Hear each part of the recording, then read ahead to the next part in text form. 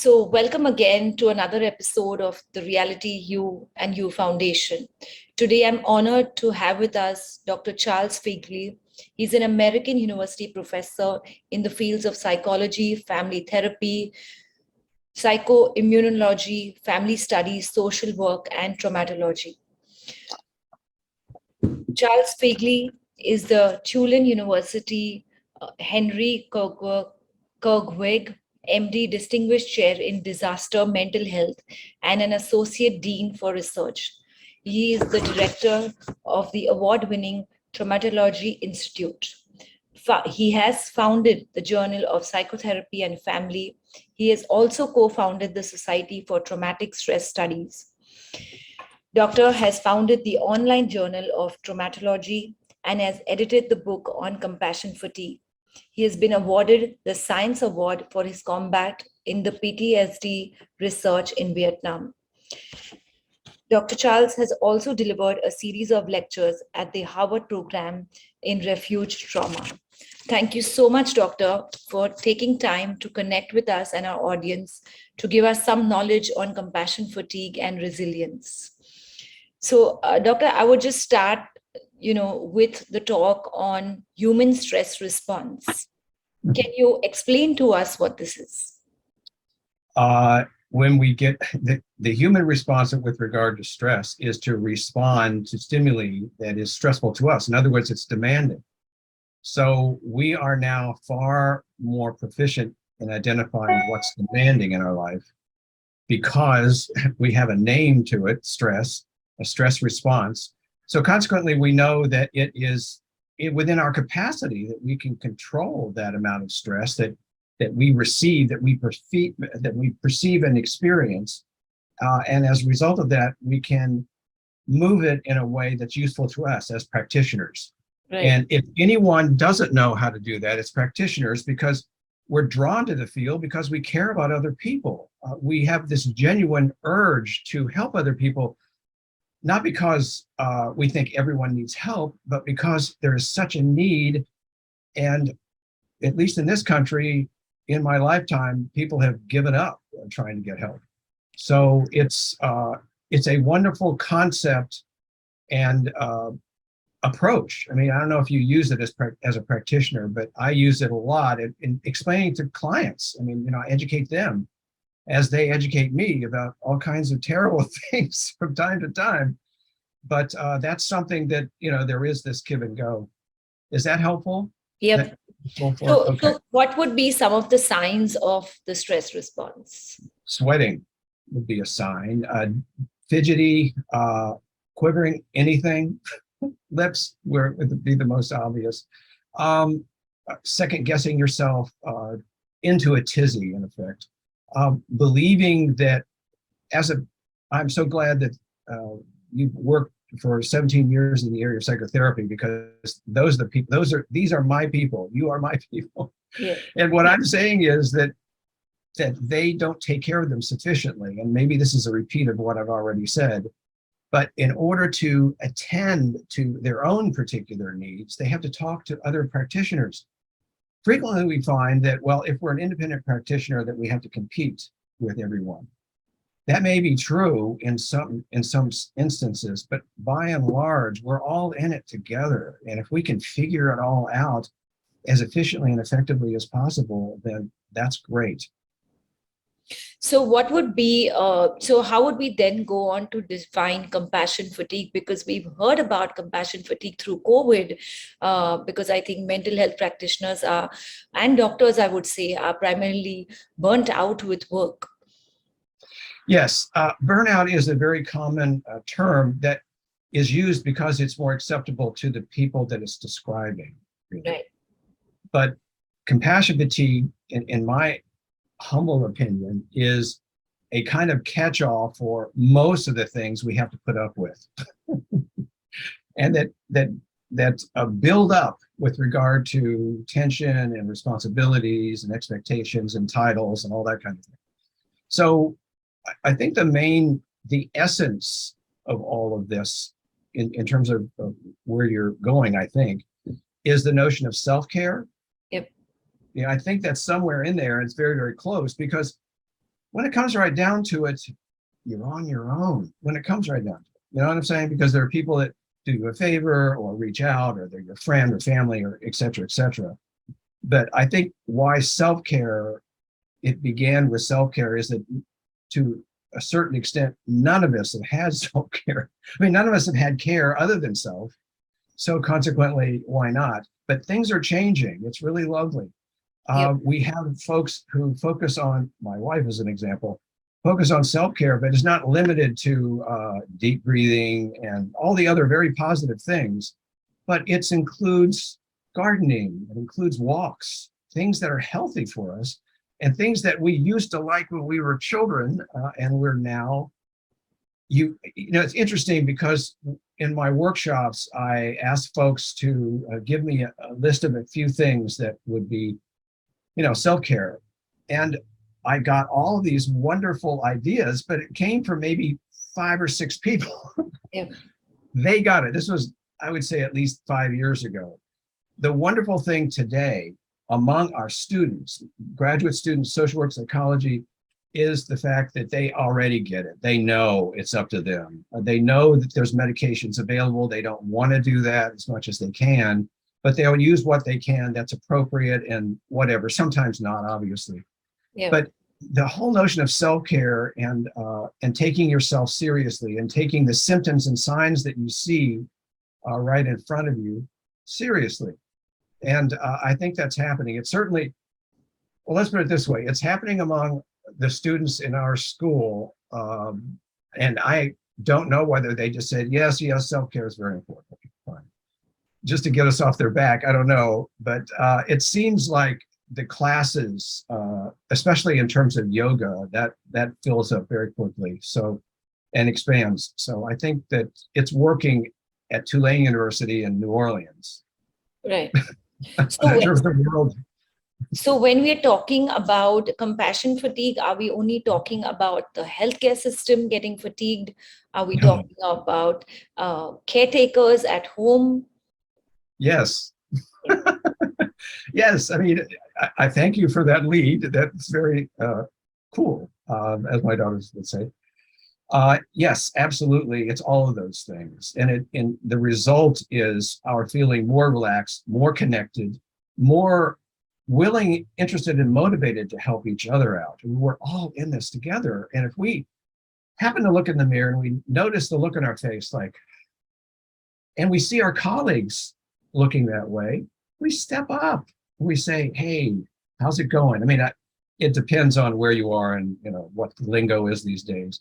But to reach out to another person, and frequently we hesitate doing that because we don't want dependence. All right, I don't want dependence and expectations, etc. But every time we do a workshop, we talk about self-care or whatever they're worried about that includes self-care. It's always the most important thing, really, because if you sit down and talk with let's say another psychologist who has been traumatized and needs your help as a practitioner, that's something else altogether anyway. But she or he hopes that they will be able to find some relief from the not so great symptoms that they have. So the quicker, obviously, that you can get them in a groove that they won't just fall back, but they will keep moving forward, the better it would be. But it's frequently, I was going to say frequently, self-care is the solution. But let me just talk about compassion fatigue in particular, because that's one of the things that we wanted to talk about today. When I found other people, I'm sure, recognize compassion fatigue, it's been around forever. Yeah. We didn't call it compassion fatigue necessarily. But the whole notion of blowback from your clinical work, oh my goodness, it's been around for a long time. But the wonderful thing when we started thinking about stress that you started with and the personal impact that we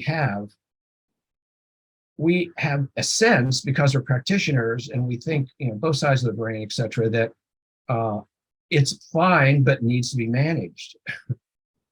So consequently, the only thing I started doing in the workshops in the early 80s or whatever, among other things, is to protect themselves, protect each other, protect our, and reminding us that we're human, that we are not God, and we are not miracle workers. We are human beings, and we've had good clients and bad clients to the extent of our success. But it really comes down to connecting with the client, having a sense of what they need and want, and then being able to deliver that. Well, if they're all stressed out about what's going on and can't really connect the dots, you're not going to get there very quickly, but they will start feeling better because somebody else at least knows the difficulties that weighted down on their shoulders. So in any case, it would work out. So what would be some of the, unhealthy ways of responding when somebody is going through stress? Yeah. Drinking, crying, and it's not so much crying, but crying in front of clients or crying among those people who are in pain and just need that much to set them off in terms of pain. Although they would probably shut down and try to help the therapist first, and then they would.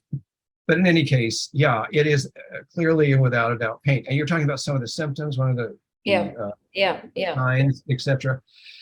Yeah, it's lack of patience, wanting, making snide remarks about clients. Whoa, that's a big giveaway.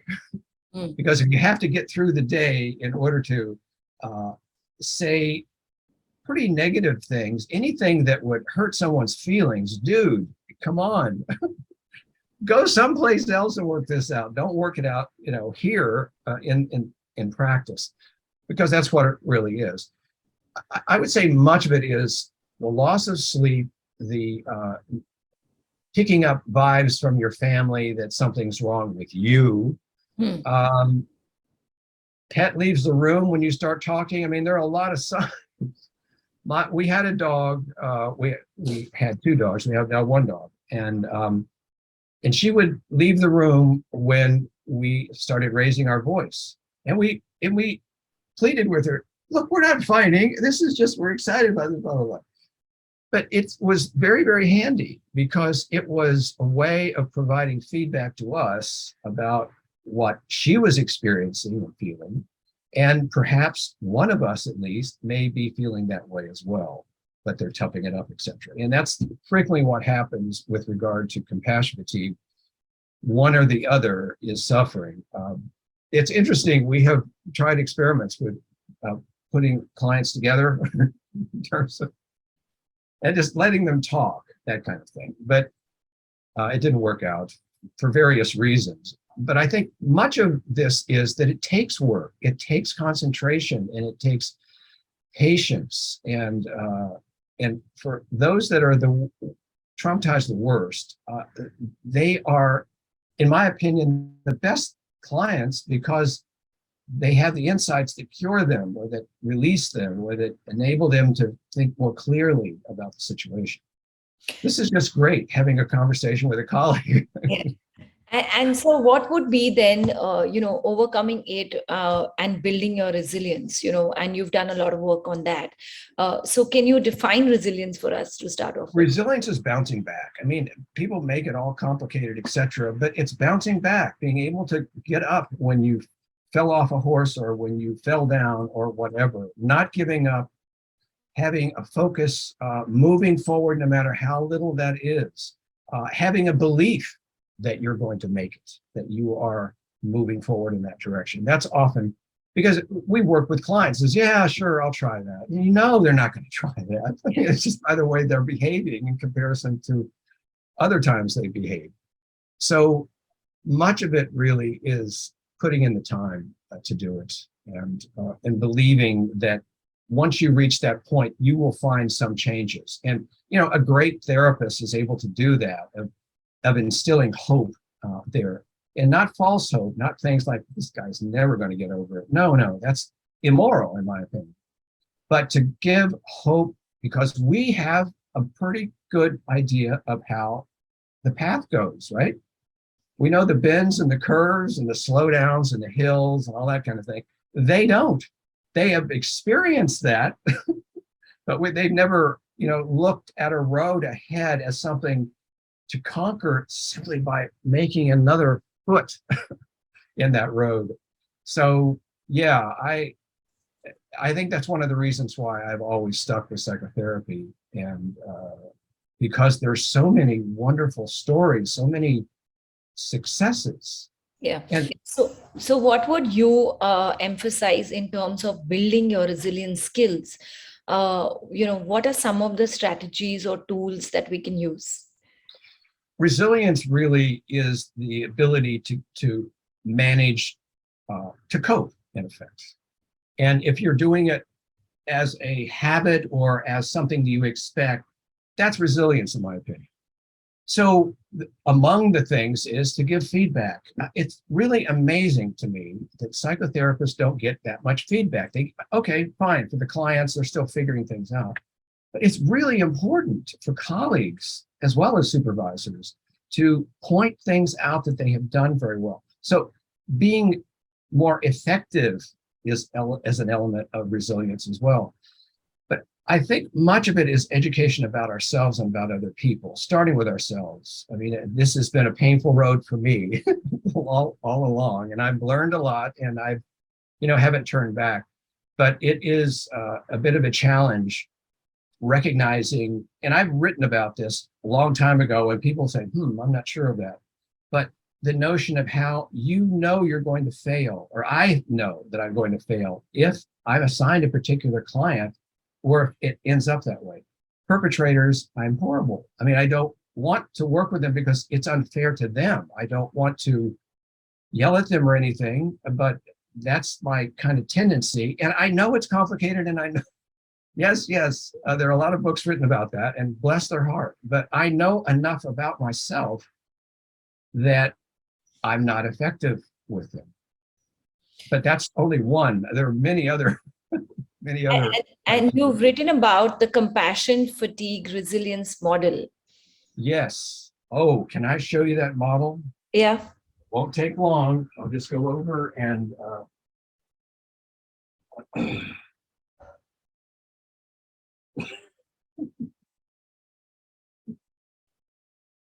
now I'm forgetting which particular book it's in. It's in several books, actually. So anyway, let me just actually talk about it without saying no. A goes to B and all that sort of thing. It's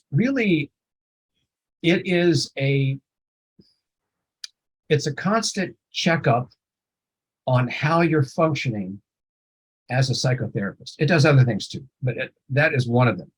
First of all, it has it as in, the model, whatever, but there is an ability very, very quickly to be able to identify the active ingredient, or the empathy, for example, which I think is one of the major, in my opinion, there is some evidence, but not enough to sway heads, but empathy is extraordinarily important. So when we meet a client, first time we have empathy, whether we like it or not, but we perceive them in a particular way. And if we don't like them or can't get along with them, or are just tolerating them, then okay, the bare minimum is there, and they don't go into, we as practitioners don't go into any detail about what we're asking. We do a crappy job. So that's why please, people, be honest.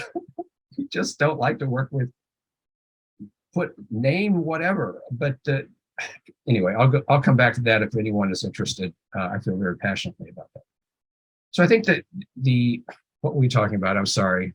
The compassion fatigue resilience model. Yes, the resilience model. The first thing is noting how you are seeing the situation as much as you can, and whether you should move forward or not. I see a low battery on my, you can stop and start, right? Yeah. I need to plug it in. We were at the beach and I did not, so.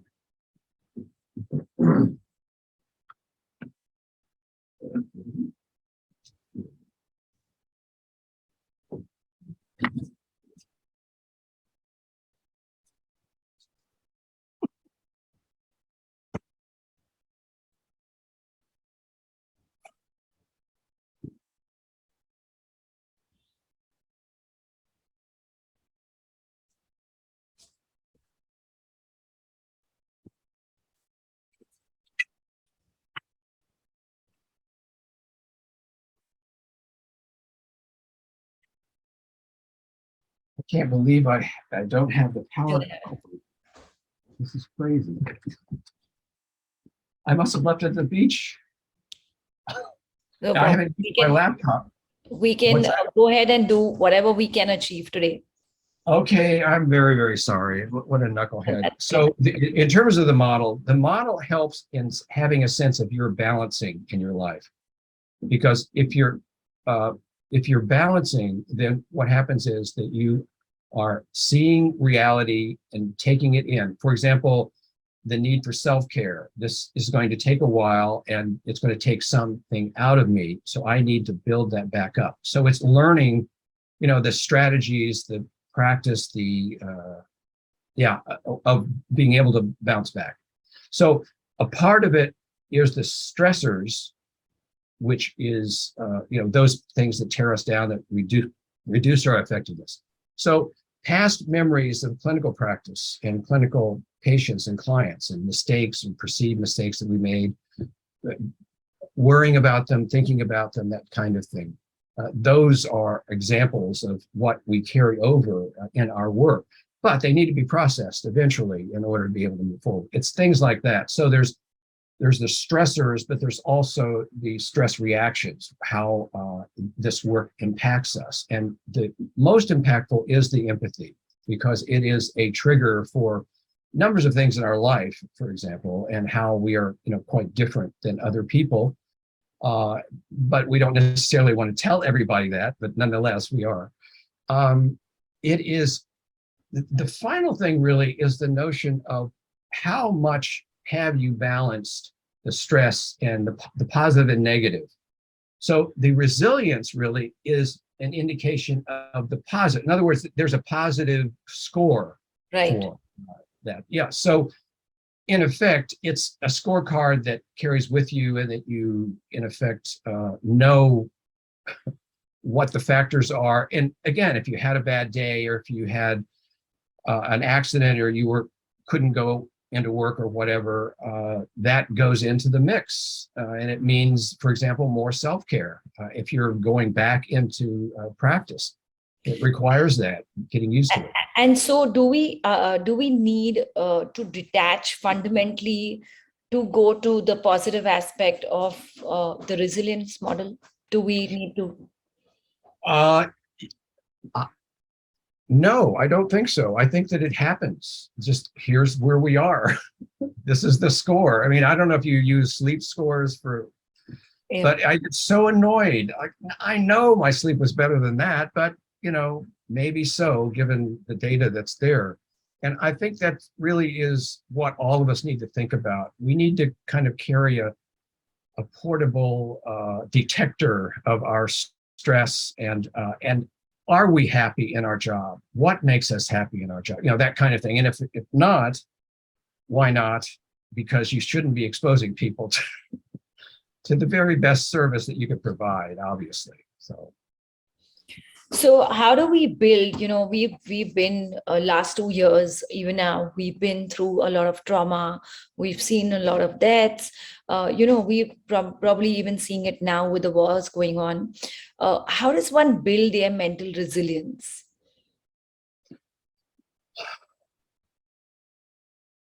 I think that is a great question. And people have asked that question for many over the years, and that's what religion does, in my opinion. I'm not religious. I respect religion. My wife is, I think, religious. I'm not sure, but she knows all of the religion. So that's always good. But, it's funny. When it comes to sort of the aftermath or the consequence of working with human beings that have been traumatized, I put on my optimist hat. It may be invisible, but believe that what I'm doing is the best that I can do, and that it's the best for the client that they can do at this point in time. If I can't be convinced of that, then I'd have to change the script in some ways. Because I have met colleagues, and at conferences, I'm going to American Psychological Association tomorrow.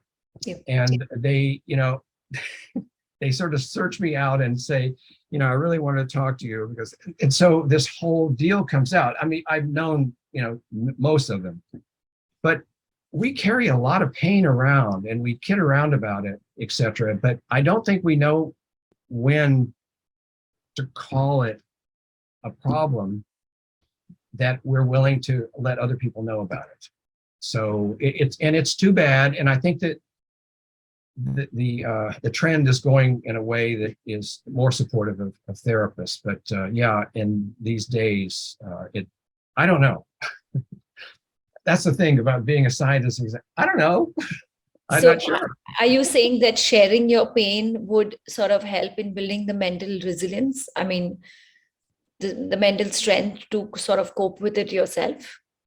Yes, absolutely, without a doubt. But there are so many ways to get there. People reading, discovering albums, long playing albums, records. Again, with conversation from my class about what they do about their own mental health and about their own self-care. I mean, it's endless, the things that give us joy. The things that give us joy are those things that make us smile, that notice that we are breathing more easily, and that we want to tell it to other people. That's a starting point, at least, of things that would be appropriate. Those are good. Keep going, that kind of thing.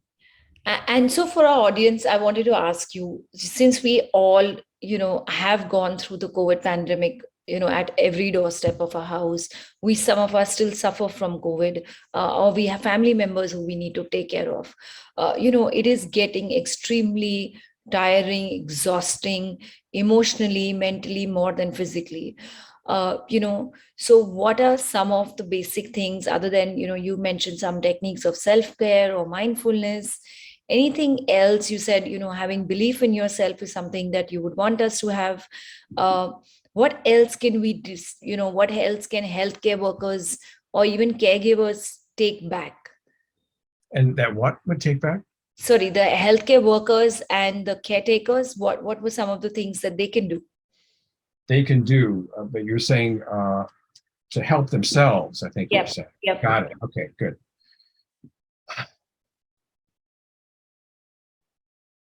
I think the first thing is to be serious about whether they really do need